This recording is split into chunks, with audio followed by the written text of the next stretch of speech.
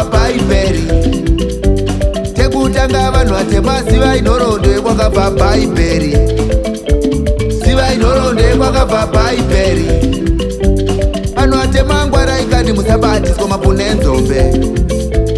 Zivai nhoroondo yekwakabva bhaibheri. Vana mai ngwara ikani musabatiswa mapune nzombe. Zivai nhoroondo yekwakabva bhaibheri.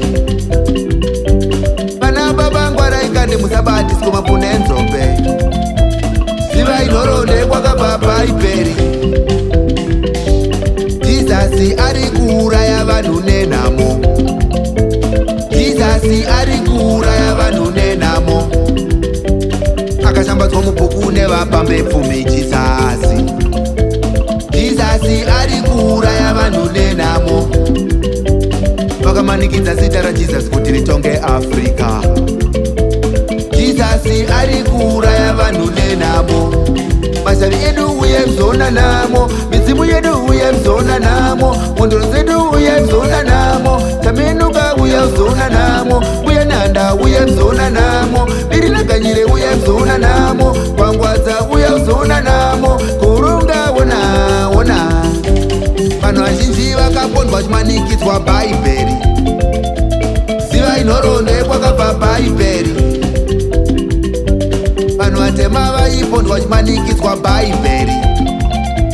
Zivai nhoroondo yekwakabva bhaibheri. Nyangwe varungu vaipondwa vachimanikidzwa bhaibheri. Zivai nhoroondo yekwakabva bhaibheri. Bhaibheri zano remupambepfumiwo. Zivai nhoroondo yekwakabva bhaibheri. Bhaibheri rakanyorwa nemupambepfumi. Zivai nhoroondo yekwakabva bhaibheri. Vanhu vatema vari kubongomora nhamo. Vanhu vatema vari kubongomora nhamo. Mativi mana vari kubongomora nhamo. Vanhu vatema vari kutematema nhamo. Vana vadiki vari kubata musoro nenhamo. Vanhu vakuru vari kutematema nenhamo. Vana mai vari kutematema nenhamo. Vana baba vari kutematema nenhamo. Nyika dzese kutematema nenhamo.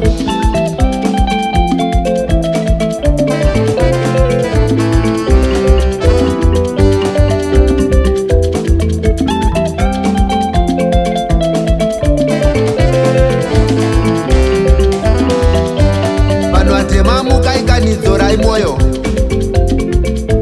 Vanhu vatemamuka ikanizorai moyo.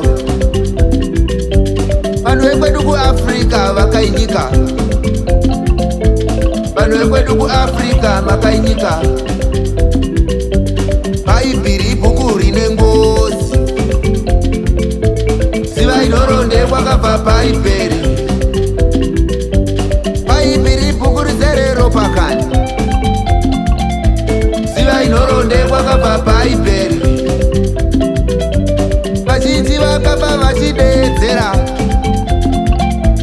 Zivai nhoroondo yekwakabva bhaibheri. Vazhinji vakabva vachisungirirwa. Zivai nhoroondo yekwakabva